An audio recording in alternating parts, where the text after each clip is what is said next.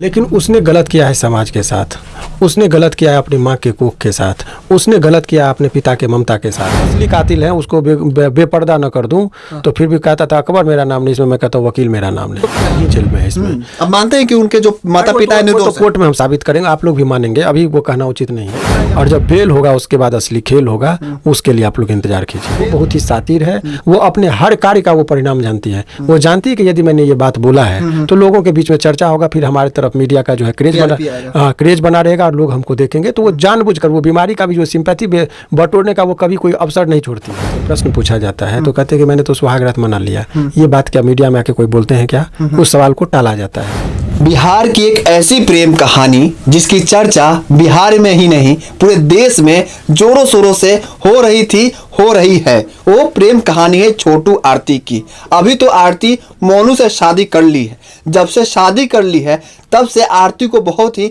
बुरा भला कहा जा रहा है। एक तरह से कहा जा रहा है कि वो कैरेक्टरलेस है, और कहीं ना कहीं अभी जो उसका हाल में तबीयत खराब हो रहा है उसको लेकर भी चर्चा चल रही है। देखिए अभी मेरे साथ बिहार के एक ऐसे वकील है, पटना हाईकोर्ट के एक ऐसे वकील है जो काफ़ी आरती को लेकर चर्चित रहे हैं, आरती को लेकर हमेशा अपनी बातों को रखा है और आरती के हमेशा विरोध में ही रहे। मैं बात कर रहा हूँ सुनंदन भारती जी का, जो पटना हाईकोर्ट के कहीं ना कहीं प्रसिद्ध वकील है।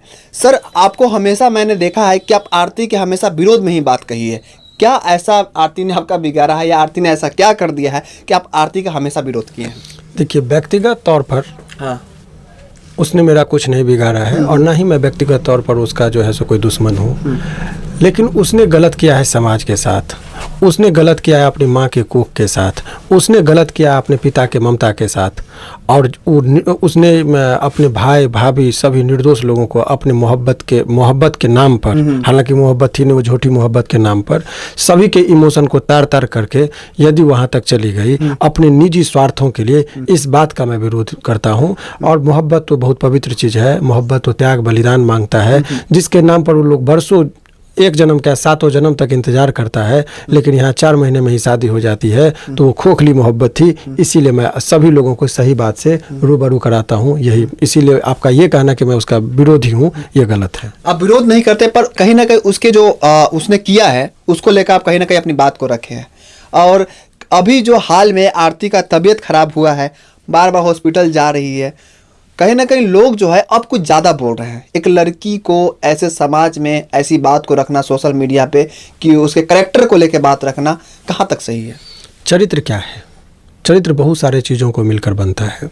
एक बात सत्य है कि जो लोग इतने गंदे और भद्दे कमेंट कर रहे हैं उनको अपनी मर्यादा गिरा चुकी है, लेकिन आप अपनी गरिमा को मत गिराइए। मैंने उन लोगों से मैं अपील कर रहा हूँ कि वो तो खुद मैंने विभिन्न तरह की चीज़ों को की है। जो समाज में कोई भी बेटी, कोई बाप और कोई परिवार तो खास करके कोई नहीं चाहेगा कि उसके घर में इस तरह का किसी का औलाद हो। ये तो हकीकत है, इस चीज़ से कोई इनकार नहीं। एक माँ बाप के दृष्टिकोण से देखेंगे, जो उसके समर्थक हैं वो ताली बटोरने के लिए, इंटरटेन के लिए उसको कह दे वाह वाह, लेकिन वो कभी नहीं चाहेंगे कि उसके घर में इस तरह की माँ, बहन और बेटी हो। तो उस तरह से समाज कभी उसको स्वीकार नहीं कर सकता। परंतु जब आप देखेंगे तो इस पूरे प्रकरण में ऐसे लोग जो इस तरह का वो आपत्तिजनक टिप्पणी कर रहे हैं कि वो प्रेग्नेंट थी शादी से पहले, ये इस पर मुझे कड़ी आपत्ति है। ऐसे लोगों को ऐसी हरकत नहीं करनी चाहिए। वो गलत की है कानूनी रूप से या सही की, वो न्यायालय में मामला जाएगा। लेकिन इस तरह का टीका टिप्पणी, वो बहुत भद्दी टीका टिप्पणी करने से लोगों को परहेज करना चाहिए। लोग ये भी कह रहे हैं कि सोशल मीडिया पे आके बेतुका बात करती है वो, और कहीं ना कहीं अपने पर्सनल चीजों को आजकल दिखा रही हो। देखिए, एक्सपोज आप चीज़ों को समझेंगे, अब वो कर रही है बिजनेस। अब वो जान गई है कि हम यूट्यूब पर चर्चा में जब मिलियंस में व्यूअर्स जाते हैं तो उससे उनको आर्थिक मदद मिलती है। तो एक स्टंट होता है, तो वो स्टंट का एक पार्ट है।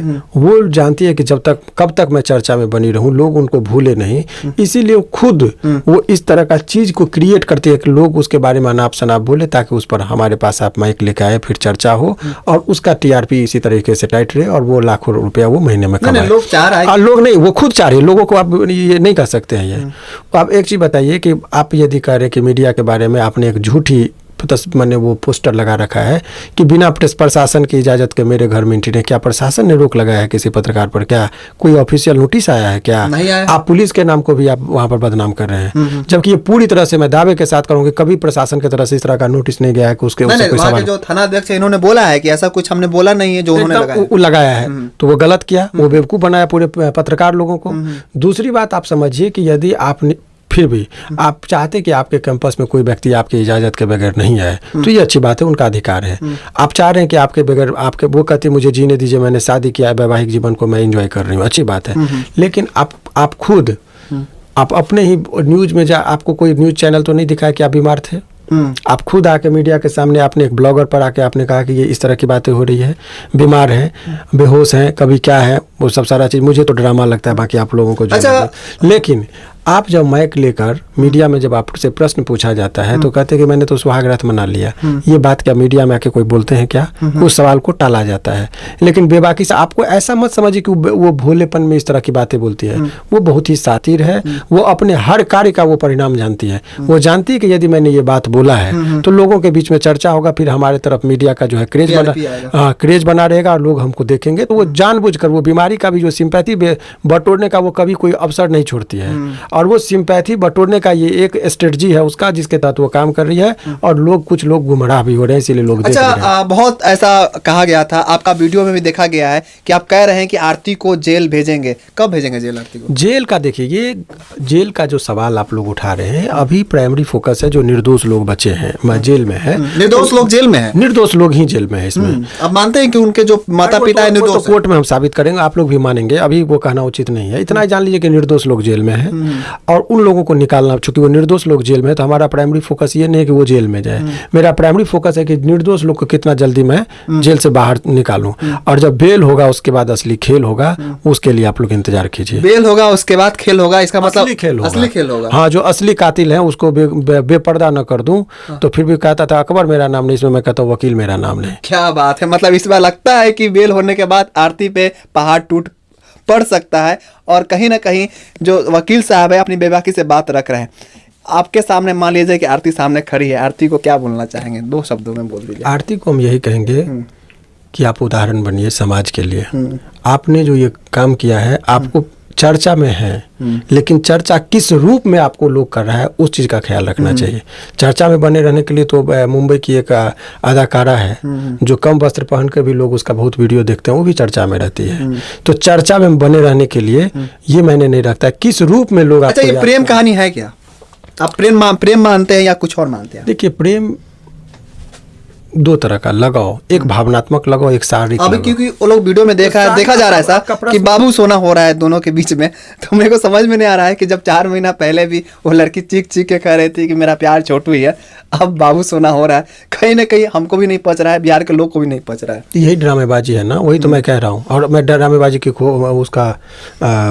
उसकी खोखली मोहब्बत को मैं उजागर कर रहा हूँ।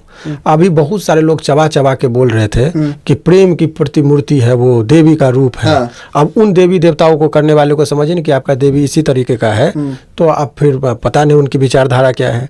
तो आपको मैं बता दूं कि इसमें जो भी चीज़ है वो इमोशन को बटोरने में कोई अवसर नहीं है। उसका ड्रामेबाज है। हाँ। और उसकी ड्रामेबाजी वो कोई तबीयत खराब नहीं है, वो लोगों का सिंपैथी गेन करने के लिए इस तरह का वो जो है सो करती है, और उसको प्रचारित भी करती है और पब्लिश भी कराती है, और लोगों के बीच में चर्चा में बने रहने के लिए इस तरह का गंदी हरकत कर रही है।